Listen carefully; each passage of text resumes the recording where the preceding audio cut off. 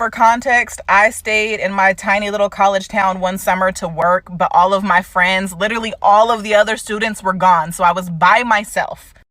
I go to Walmart one day and this gentleman stops me in the checkout line and we're kikiing about what's in our baskets, and he ends up asking me to go to dinner with him that night.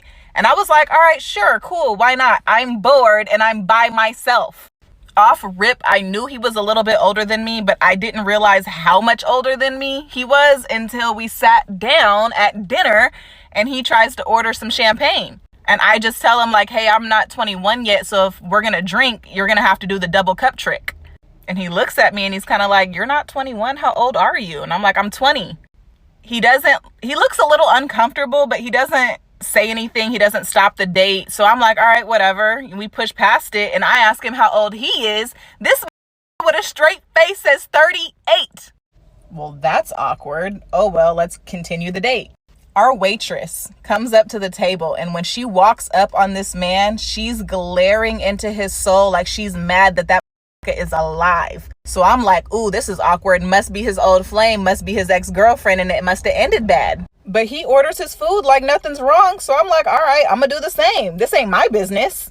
We continue our conversation and the food is taking so long to come out. I start looking for our waitress so I can ask her what's going on. And when I make eye contact with her, I see her kikiing with the hostess and they're whispering, doing like high school girls. I'm thinking I'm finna have to fight. That's immediately where my head goes. As soon as I pull out my phone to text my sister and tell her I might be on some rah-rah tonight, I feel a breeze brush past me. Tell me why this man's pregnant fiance pulls up and is standing at our dinner table. She's flipping the out on this man. We gonna call him Daryl. Daryl, how you at dinner with a baby when you got a baby on the way? Do you think that I'm stupid and you must take me for a fool? I don't understand why you proposed to me if you're gonna do all this, blah, blah, blah, blah. You said the last time was the last time. Mind you, I still don't have my food at this point. So I'm sitting here just listening, going back and forth, feeling like a child in grown folks' business. Come to find out, the waitress is his fiance's best friend. Why would you take me to your fiance's best friend's place of employment? You're dumb. You deserved that. I didn't even get to eat my food that night. I was so pissed. At this point, we had been married for about 1.5 years, and I was really happy. I loved the crap out of this man. As far as I was concerned, he felt the same way because he never communicated to me that we had any sort of issues. One day he decided that he was going to surprise me and send me on my dream trip, which I had been wanting to do for the longest time. I really wanted to do it with him, but his work kind of made it really hard for him to do a lot of traveling. So basically I was gonna go to Hawaii and work on a farm in exchange for free room and board. And I was supposed to be working on this farm for about a month, but a few days into my trip, I got a text from my husband. Basically, it said that he didn't love me anymore and he didn't want me to come home and he just wasn't happy. And at the time, we had joint bank accounts, and we had only purchased my ticket to get to Hawaii, but didn't purchase my returning flight yet. So he made it so that I wasn't able to come home. And I was on this island by myself. I didn't know anybody else on the farm. It was the scariest, most lonely feeling in the world. Thankfully, I have amazing parents and they stepped in and bought me a flight to get back to him as soon as possible, because that was my main concern. And my first thought was like, I need to get back to my husband. Like, what is going on? I didn't even know we had any issues or that he was feeling this way. And it was just shocking. So I get home, he's super cold and distant, and there was a lot of evidence around the house that he was trying to kind of hide my existence, which made me really uncomfortable. One night I discovered him talking very sexually to somebody on the phone while he thought I was asleep. So I confronted him and he gave me a story that he was actually gay, and he was having very confusing feelings about a male coworker that he used to have. I felt terrible because in my mind, I thought it must be so hard for him to be married to a woman while he has these feelings. So I agreed to the divorce. I signed the divorce papers. I drove from Arizona to Pennsylvania by myself to be back with my family.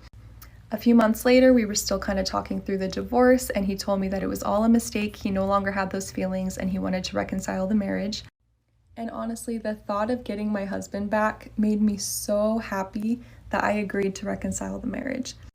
So as I was making my plans to move across the country for him again, I found out the truth that he had sent me on the trip in the first place so that he could sleep with a current female coworker that I had seen him with before. Even then, I gave him a chance to fix our marriage if he just broke it off with her. He told me that he cared about her too much, and then they both told his entire family that I went to Hawaii to cheat on him. Okay, so basically, I've known the girl for like 2 years. She had asked to come over to my house and wanted me to make her dinner and her friend. She came over with her friend. Fast forward, she went into my kitchen after dinner was over, and she started like cleaning my kitchen without my permission, which is cool, but you know, a little weird. And she stumbled across the money in my drawer.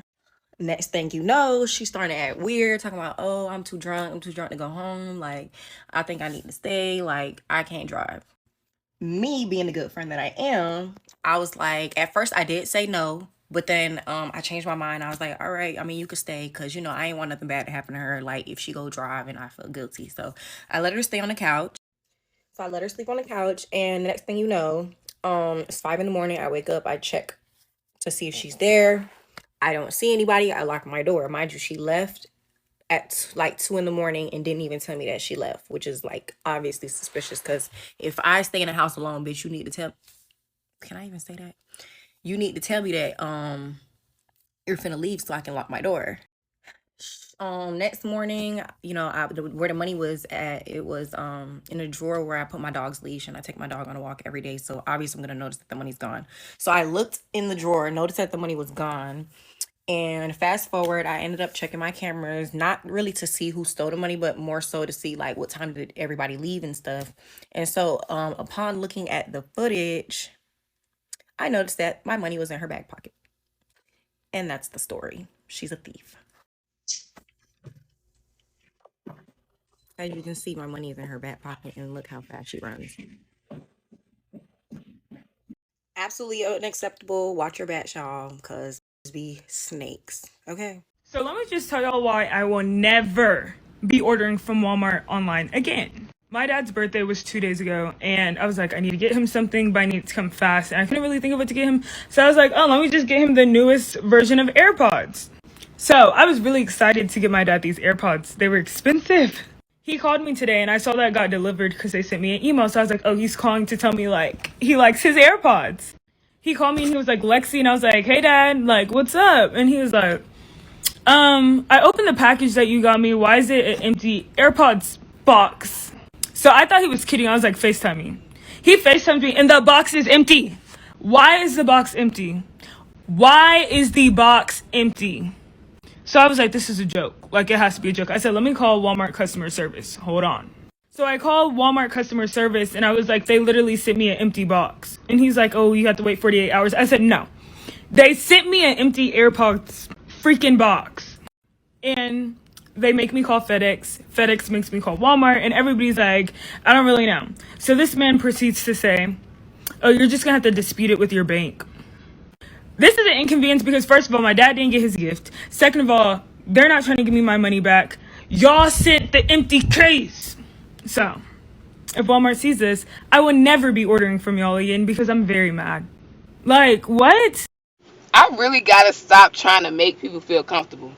So let me tell y'all, right? I go to my homegirl house. She knew she had roaches before I got there, but whatever. I go sit down and I'm looking at a roach. Look at me. So she look at me, look at the roach, and I'm like, okay, hey girl, you know, try to avoid the roach eye contact. And so I look at her and I'm like, you know, trying to be nice. Like, I ain't see that roach, but whatever. So she looked at me and was like, I don't know where these bugs come from. I'm like, in my head, like, girl, you been knew these roaches was here before I even walked in. But I was like, my dumb self trying to make her feel comfortable, gonna say, it's okay, girl, I got roaches too. I don't got no roaches. Now everybody gonna think I got roaches. Look, I'm about to tell y'all about the time I helped my homegirl cut her baby daddy's ass, y'all. They had gotten into it or whatever, right? So she called me, she crying, she hooping and hollering. One thing about them, you gotta know, I think everybody got that one friend that stay into it, what they do. Yeah, that's them. So this time he had really did some foul stuff. So I'm like, so what you want to do? She was like, well, I'm just want to, you know, I'm gonna cut his tires, I'm gonna burn his clothes, you know, all this. Like, we really on it. And you gotta know me. Real life push ice, you gotta know I go too far. So I'm with it. So we pull up to the apartment complex or whatever. And from where his apartment was, he could look out into the parking lot like he could see his car. So I told her to park up the street because he know our cars. of course. So she park up the street. We get out. We go up there or whatever, and we go up there or whatever to cut the tires. So the alarm system set off the alarm system. This man come running outside. You can hear him running outside, child. This man come running outside. We running. Mind you, we some chubby girls, so we out of breath. We running. All you hear is shots. This man started letting off shots, Jesus. He shown, baby. He shown, so he started calling her by her name like he already knew it was her. Oh, this man. I don't think, like, if he gonna shoot at you, he don't give a damn about me. He don't care about me. Let me get up out of here. So we in the car or whatever. And he blowing her phone up. So I'm like, don't answer whatever, because he mad. Like, he mad. I don't tell him what that man about to do. She said, let me just turn back around and go and talk to him. Not with me in the car. No, you gonna go and take me home. So the next day roll around. And y'all, this is why we're no longer friends. So she to this day don't know why I'm not her friend. So the next day roll around, and I called her. I said, what are you doing? What's up? You good? This lady gonna tell me, y'all, kid you not, taking baby to work.